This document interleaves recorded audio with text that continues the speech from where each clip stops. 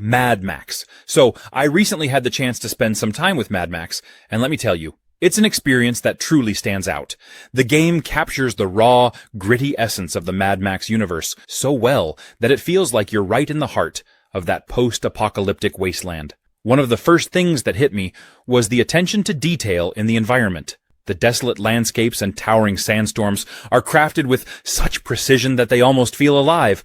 It's like every corner of the world has a story to tell, and exploring it becomes an adventure in itself. Upgrading and customizing your car, the magnum opus, is an absolute blast. There's something incredibly satisfying about tearing through enemies with a fully upgraded, heavily armed vehicle. And the thrill of high-speed chases and explosive battles really keeps you on the edge of your seat. The narrative is another strong point. Max's journey, filled with intense personal struggles and high-stakes encounters, is engaging from start to finish. It's not just about surviving. It's about finding purpose in a world that's gone mad. The characters you meet along the way, each with their own quirks and backstories, add depth to the story. What's more, the game does a great job of balancing action with exploration. There's always something to discover, whether it's hidden loot, side quests, or just interesting details in the environment. It encourages you to take your time and really soak in the world around you. The combat mechanics are solid. Sleeping Dogs Definitive Edition. This game is seriously underrated and deserves way more love. Imagine an open-world action game set in the bustling streets of Hong Kong, where you play as an undercover cop tangled up in the city's dangerous criminal underworld. It's like GTA, but with a unique twist that really sets it apart. And let's not forget the driving. Sleeping Dogs has some of the most fun driving mechanics out there. It's super arcadey, and you can do crazy stunts, hijack cars on the go, and even ram other cars off the road. There's something so satisfying about zooming through the city, dodging traffic, and knowing you can hop out at any time to start a fistfight. The city is alive with neon lights, crowded markets, and tons of little side activities that make it feel so authentic. You can go sing karaoke. Yes, karaoke. Try your luck at street races, or just cruise around and soak in the atmosphere. The developers did a fantastic job capturing the vibe of Hong Kong, and it's a city you actually want to explore. One of the best parts of Sleeping Dogs is the hand-to-hand combat. It's like a martial arts movie come to life. You're throwing punches, countering moves, and using your environment in the coolest ways. You can slam enemies into fish tanks, toss them off balconies, and even use random objects around you to gain the upper hand. So, if you're into action games with a great story and a city that feels alive and vibrant, Sleeping Dogs Definitive Edition is absolutely worth checking out. Kingdom Come Deliverance. It's not your typical medieval RPG, and that's exactly what makes it so special. When I first started, I was blown away by how grounded it feels. You're not some chosen one or knight in shining armor. You're just Henry, a blacksmith's son. And that's one of the best things about it. The game doesn't hold your hand, and it really throws you into this unforgiving world of Bohemia. It's gritty, realistic, and refreshingly different from other RPGs that lean into fantasy. The realism in this game is next level. There's no magic or dragons here. Everything is based on actual historical events, and the attention to detail is crazy. The armor, the weapons, the way people live. It's all so authentic, and that extends to the gameplay too. The combat system, for example, is super unique. It's not just about button mashing your way through fights. It's tactical, slow-paced, and takes a lot of practice to get right. Sword fighting in particular feels so different from any other game. It's all about timing, positioning, and strategy. You really need to pay attention to how your opponent moves. What I love about Kingdom Come Deliverance is how immersive the world is. The landscape is stunning, and the towns and villages feel alive. You walk through the streets, and people are going about their daily routines. There's a sense that life continues, whether you're there or not. The historical accuracy is something else too. The game takes place during an actual period in history. No Man's Sky, one of the most controversial video game redemption stories out there. When this game first launched, it got slammed hard, like really hard. People were furious because they felt like they were promised the universe, literally, and what they got didn't live up to all the hype. You know how it is when a game gets hyped beyond belief, right? Expectations just go through the roof. The biggest issues at launch were things like missing features, limited multiplayer options, and overall a lack of the promised living, breathing universe. that players thought they'd get. It was a huge deal at the time. Everyone was like, where are the massive space battles? Where's all the depth? Players felt misled, and it led to some pretty angry reviews. No Man's Sky became the poster child for overpromised and underdelivered games. But here's the crazy part. Instead of throwing in the towel, the developers at Hello Games just kept working on it. They didn't give up. And over time, they transformed the game into something truly special. Seriously, the updates have been absolutely massive. They kept adding the features players were hoping for, like base building, expanded multiplayer, better exploration mechanics, and more dynamic planets. Now, it's packed with content, and it's a totally different experience from what people saw at launch. It's honestly one of the most positive turnarounds in gaming. It went from being the game everyone loved to hate, to becoming a beloved space exploration game with a really dedicated fanbase. Watch Dogs. You remember Watch Dogs? The first one? I feel like it doesn't get enough love. It's funny because when it first came out, everyone was hyped about the whole hacking thing. Yeah, it didn't fully live up to the insane expectations, but looking back, it was actually a pretty solid game. What really pulled me in was the whole idea of controlling the city with your phone. Like, you could hack traffic lights, cameras, basically turning the entire city of Chicago into your personal playground. There's just something so satisfying about sneaking into an enemy base and never even having to fire a shot. Just using cameras and distractions to mess with people. It made me feel like this tech-savvy mastermind. Aiden Pierce is a little brooding, and not the most charismatic character out there, but I kinda liked that about him. He felt like this guy driven by grief, and everything he did had this personal weight to it. I also loved how the city of Chicago itself felt alive. It's not just a backdrop, it reacts to what you're doing. If you cause too much chaos, people call the cops. And then you've got this whole cat-and-mouse chase through the streets, dodging police cars and helicopters. I had so many moments where I barely escaped by hacking a drawbridge or raising blockers just in time. The adrenaline rush from those moments was legit. I think it's one of those games that's way better than people remember. It had a fresh take on open-world action, with the whole hacking twist that really made it stand out. If you haven't played it in a while, I'd say give it another shot. It's got this cool, techie, modern, vigilante vibe. Dragon's Dogma 2. You know, after playing this game, I have to say it really exceeded my expectations. I mean, I was excited going in, sure, but once I actually got my hands on it, I realized just how much Capcom stepped up their game. Everything feels bigger, better, and more immersive than the first one. First off, the world is massive. I remember just wandering around for hours, not even on a quest, just exploring. The sense of adventure is so strong here. Every corner of the map feels like it has something interesting to uncover. Whether it's a hidden cave, a random group of enemies, or just a breathtaking view, you always feel like you're discovering something new. The combat, though, that's where the game shines. It's fast, fluid, and really customizable. I spent so much time tweaking my character's build, trying out different classes. One moment I was a nimble strider, darting around enemies, and the next I was a towering warrior smashing through everything. Every fight feels dynamic, especially with the new monster encounters. Those big hulking creatures, they're no joke. Climbing onto their backs mid-fight is such a rush.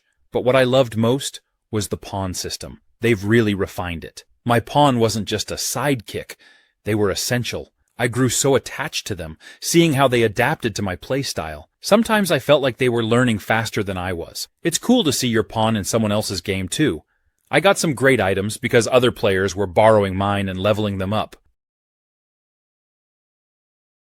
Monster Hunter World, a game that's all about epic hunts, incredible creatures, and just a whole lot of fun. If you've ever wanted to feel like the ultimate hunter, taking down massive, fantastical beasts with a giant sword, or hammer, or bow, or even a bagpipe, then this game is calling your name.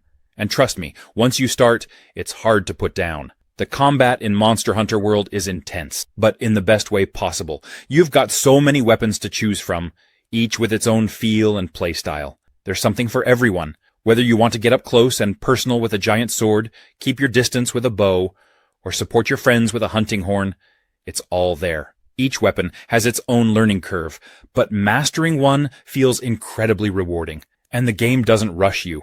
You can spend hours just getting comfortable with different weapons and finding out which one really clicks for you. The best part about hunting, though, is that it's not just a straightforward swing till it drops kind of deal. You've got to pay attention to the monster's movements, study its behavior, and figure out when it's vulnerable. Every hunt is like a puzzle, and it's up to you to figure out how to take down each monster. It's challenging, but never frustrating, and every victory feels earned. You'll find yourself thinking, okay, maybe just one more hunt, over and over again. The monsters themselves are really the stars here. Each one is so unique, with its own behaviors, attack patterns, and quirks. Far Cry 4. It's one of those games that really sticks with you. Right from the start, you're thrown into this beautiful yet chaotic Himalayan country called Kyrat, and boom, there's Pagan Min, the villain you'll love to hate. He's charming in the most unsettling way, and I just couldn't get enough of his weird charisma. Honestly, he steals the show every time he's on screen. But beyond the story, what really drew me in was Kyrat itself. The world is just stunning. You've got these towering mountains, lush valleys, rivers, and temples scattered everywhere. I found myself getting lost in the world, not just doing missions, but just exploring, climbing cliffs, gliding off with a wingsuit, or hunting animals to upgrade my gear. It's one of those open-world games where every corner has something to discover, and it just makes the world feel alive. Now, the gameplay is so fun.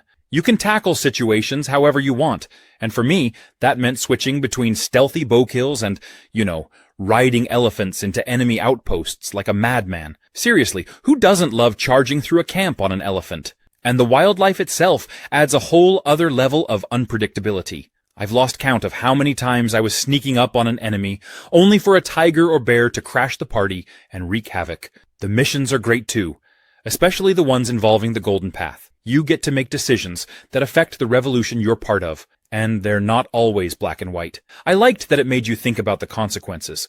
All in all, Far Cry 4 is just packed with stuff to do. Horizon Zero Dawn. You ever play a game that completely pulls you into its world and makes you forget time exists? From the very start, it hit me with its vast open world and beautiful landscapes. It's like stepping into a future where nature and machines are in this strange yet fascinating balance. The contrast of lush forests, snowy mountains, and decaying remnants of the old world just blew me away. I'd find myself stopping, not to complete a mission, but just to take in the view. What really pulled me in was Aloy, the main character. She's strong, independent, and driven, but still relatable. Her journey to uncover the truth about her past kept me hooked, and I felt a connection with her that not many games manage to achieve. Every interaction, every choice made me feel like I was walking her path, not just controlling her through a screen. The machines in Horizon are some of the most unique enemies I've ever encountered. They're massive, unpredictable, and have this alien feel to them, yet they belong perfectly in this world. Each machine required a different approach, forcing me to think and adapt. It never felt repetitive. Instead, it kept things fresh, especially when you take down something huge like a Thunderjaw. I remember the first time I did, and it felt like a massive victory. The combat made me feel like a hunter, not just a fighter, and that added a layer of depth I really appreciated. The story also has a lot going for it. There's mystery, there's emotion, and there's this haunting sense of loss throughout the game. Red Dead Redemption 2, a game that absolutely dominated conversations when it came out, but somehow didn't win Game of the Year. And I get it, God of War was a beast in 2018, but let's be honest, Red Dead Redemption 2 was something else. This was a game that didn't just tell a story, it lived and breathed one. The world Rockstar created in Red Dead Redemption 2 was so immersive, it felt like the Old West was right there in front of you. And the detail? Insane. You could spend hours just wandering around, hunting, fishing, getting into random encounters. And every part of it felt like it was happening in real time. Rockstar nailed the atmosphere, from the dynamic weather to how towns felt alive. Even your horse had personality. People get so attached to their horses like it's a real companion. Now, the story is where the game really shines. Arthur Morgan? Easily one of the most complex, well-written characters in gaming. His whole journey of redemption, loyalty, and questioning his place in the gang gave players an emotional roller coaster. The game nailed that perfect blend of realism and fun. The way the world reacts to your choices, whether you're being honorable or wreaking havoc, makes every playthrough feel personal and unique. In the end, Red Dead Redemption 2 deserved all the praise and then some. It was more than just a game. It was an experience. The fact that it didn't win Game of the Year is still something people talk about, because it left such a lasting impact. The Witcher 3. It's one of those games that just sticks with you. I mean, where do you even start with a game like this? For me, it's the world, you know? Like, when you're roaming through those dense forests, or just riding Roach across a field at sunset, there's this vibe that's hard to describe. The world feels so alive, even if it's grim and full of monsters. And you know how in a lot of games, side quests are just filler? Not here. The Witcher 3's side quests feel just as important as the main story, if not sometimes more interesting. Like, you could be hunting down a werewolf one minute, and the next, you're getting involved in the political affairs of some random village. Every quest feels like it has its own little narrative arc. It's like playing through mini-stories, all packed into this huge world. One of my favorite things, though, is how the game handles monsters. It's not just about swinging your sword around. There's actual strategy involved. You read up on your target, learn its weaknesses, and prepare the right potions or oils before diving into battle. It really makes you feel like you're Geralt, this professional monster hunter who knows what he's doing. But it's not just about the scenery. The characters, man. You've got Ciri, Yennefer, Triss. They're so well written. Every time I made decisions in the game, I actually felt like they mattered. I mean, how often do you get that in games? Honestly, every time I play The Witcher 3, I catch something new.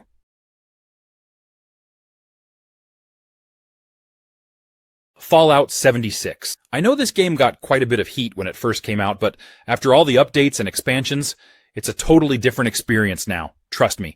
Bethesda really put in the work here, and it shows. First off, if you're into Fallout for the whole post-apocalyptic vibe, Fallout 76 still nails that perfectly. You're out there exploring the ruins of West Virginia, which is way more beautiful than I expected in an end-of-the-world kind of way. The landscapes are huge and varied, with misty forests, eerie bogs, and even mountainous areas where you'll get a stunning view of the wasteland. Honestly, the setting is a character in itself. And yes, it's multiplayer, meaning you'll run into other players as you explore. But don't worry, it's not like some chaotic battle royale or anything. You can still choose to play mostly on your own, focus on your story quests, or even just wander around, soaking in the atmosphere. But having others around adds this cool element of unpredictability, like maybe you're all just hanging out around a campfire, or someone pops up to trade supplies. It makes the world feel more alive, which is pretty rare in the Fallout series. Speaking of camps, let's talk camp building, which might be one of my favorite parts of the game. You can set up your own little homestead anywhere in the wilderness, and then customize it however you want. I mean, some people have made full-on mansions out there, and I'm over here just trying to get my campfire going. It's like a mix of Fallout survival with Sims creativity.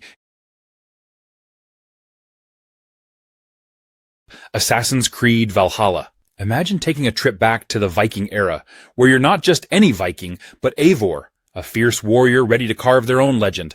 Right from the start, this game pulls you in with that unmistakable Viking vibe. You're out there raiding, exploring, and building your own settlement. The combat in Valhalla is brutal in the best way possible. As Eivor, you can dual-wield weapons, mix and match different fighting styles, and pull off some pretty epic moves. The combat feels meaty and satisfying, with every hit landing with a sense of weight behind it. And when it comes to raiding, it's absolute chaos in the best way. There's something so exhilarating about sailing up to a village, sounding the horn, and charging in with your crew. You can tell the developers put a lot of love into making every raid feel intense and chaotic. Oh, and then there's the settlement, Ravensthorpe. This place becomes your base of operations, and building it up feels incredibly rewarding. As you raid and gather resources, you're constantly adding new buildings and unlocking cool features. The settlement is full of life, with characters you actually care about. It's not just a place you go to between missions. It becomes a little slice of home for Eivor and the crew. You'll spend time upgrading the blacksmith, brewing with the tattoo artist, and even feasting with your fellow Vikings. There's this sense of community that feels genuine and makes you want to see Ravensthorpe thrive. If you're a fan of Norse myths, Valhalla has you covered.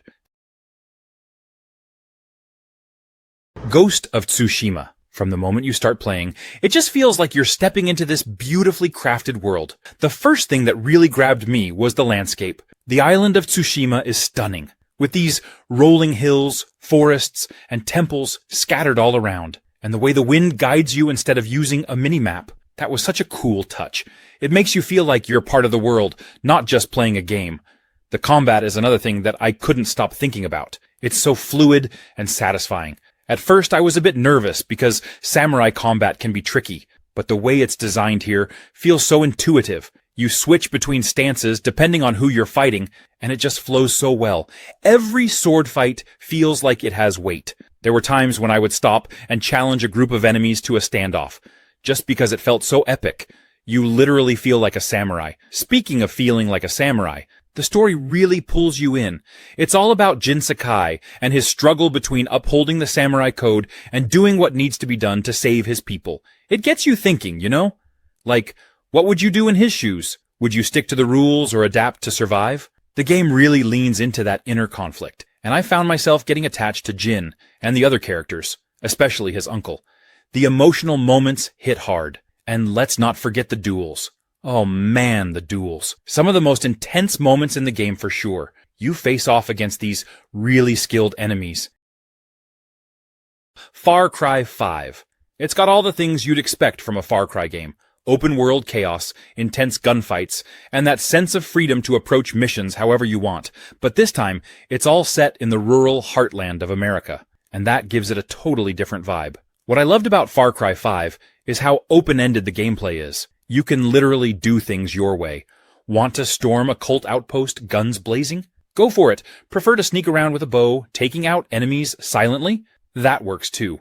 And then there's the ridiculous factor. This is a game where you can call in a bear named Cheeseburger or a dog, Boomer, to help you in battle. It's over the top in the best way. One of the big changes in Far Cry 5 is the way missions work.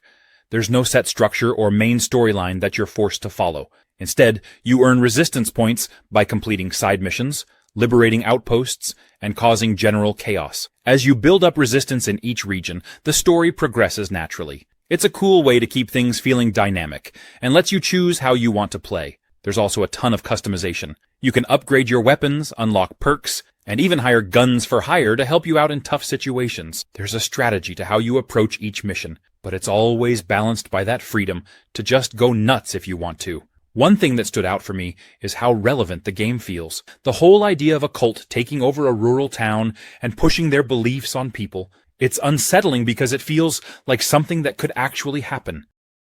The Legend of Zelda Breath of the Wild. From the very beginning, you're dropped into this massive open world, and it's completely up to you what to do next. No hand-holding, no strict path, just pure, unfiltered exploration. One of the coolest things about Breath of the Wild is the sense of freedom. You see a mountain way off in the distance? You can climb it. You spot a random little forest on your way to a shrine? Go explore it. You might find a secret or even stumble on a side quest. And the game rewards you for being curious. Everywhere you go, there's something hidden, some surprise, some little detail that makes you feel like the developers thought of everything. And speaking of surprises, the physics and chemistry systems in this game are unreal. You can use the environment to solve puzzles in ways that feel totally unique to you. Like, if you're clever enough, you can create crazy solutions to puzzles that don't even feel right. But the game encourages that. You can even use metal weapons to attract lightning during storms or set grass on fire to create updrafts for your glider. It's like a sandbox that's just begging you to mess around and get creative. And let's not forget the combat. It's challenging, but in a really rewarding way. You don't just mindlessly hack and slash. You need to time your dodges, be aware of your surroundings, and think about your strategy. The weapon durability system is a hot topic, but honestly, it adds to that survival feel. You're encouraged to experiment with different weapons and tactics, which keeps things interesting. Ghost Recon Wildlands. It's one of those games that kinda slipped under the radar for a lot of people, but honestly, it's so much fun once you get into it. I mean, the sheer scale of the open world is wild. Bolivia is your playground, and you can literally go anywhere. I remember the first time I jumped in a helicopter and just flew over this huge mountain range, seeing the sprawling landscape below. It's kind of breathtaking, even for an older game. The thing that really stands out, though, is how flexible the gameplay is. You've got this whole squad with you, and you can approach missions in so many different ways. If you're feeling tactical, you can scout out an area with your drone, mark enemies, and silently pick them off one by one. Or you can just go in guns blazing and let the chaos unfold. And I love that both options work. There's no one way to play it. And man, playing co-op with friends, that's where it gets really fun. There's nothing quite like coordinating an attack with your buddies, where everyone's got their role. One person's sniping, another's on the ground sneaking in, and then you're calling in air support. It just makes you feel like a real squad. Of course, it doesn't always go according to plan, and when everything falls apart, it turns into this hilarious mess of trying to escape or salvage the mission. But that's part of the charm, right? I also appreciate how the game doesn't take itself too seriously. Sure, it's got this gritty cartel storyline, but the characters crack jokes, and there are these moments of levity that break up the intensity. The only downside? I guess some missions can get a bit repetitive if you're playing solo for too long. Just Cause 4. It's one of those games that you can't help but have fun with. The chaos, the explosions, the sheer scale of everything.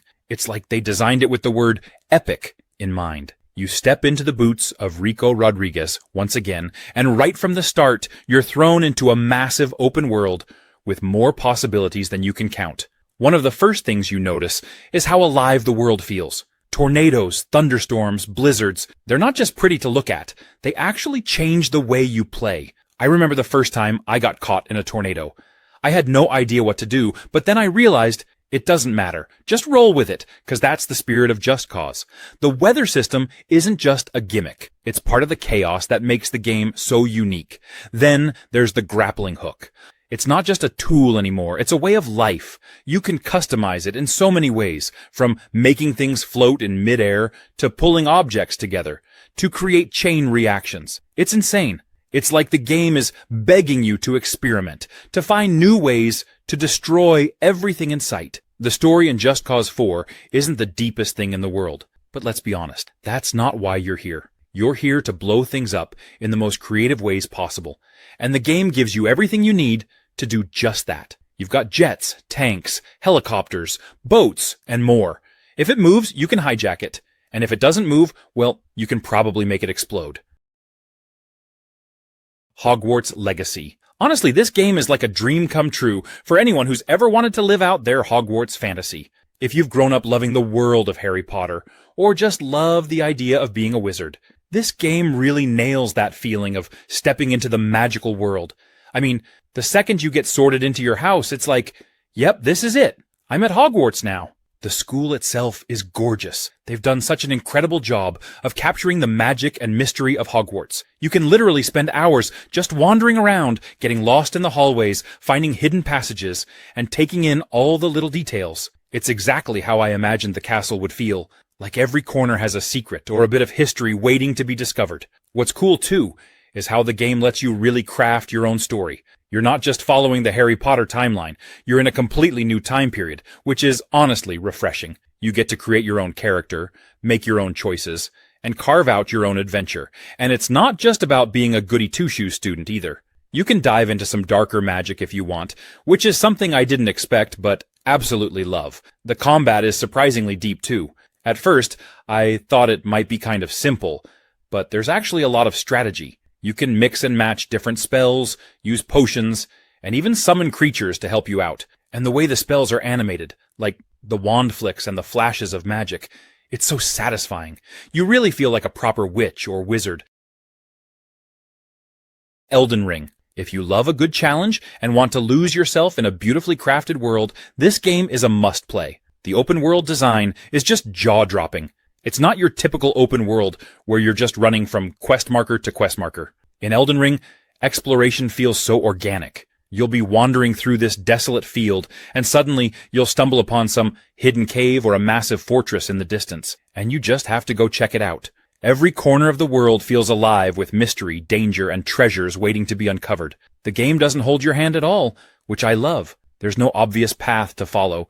You just go wherever your curiosity takes you. It's refreshing to play a game where the world itself is the real draw, not just the quest or the story. You never know what you'll run into, and trust me, the surprises are both thrilling and terrifying. Combat, as you'd expect from a From Software game, is tough but fair. Every enemy can mess you up if you're not careful. But when you finally take down that huge boss after hours of struggling, the sense of accomplishment is so worth it. It's got that classic risk-reward system, where you're constantly weighing your decisions. Do you keep pushing forward with low health, risking all your runes, or do you play it safe and return to a site of grace? That tension makes every encounter feel meaningful. The bosses? Oh man, there's something else. Each one feels like a huge event. Some are these towering, monstrous creatures, while others are more human-sized,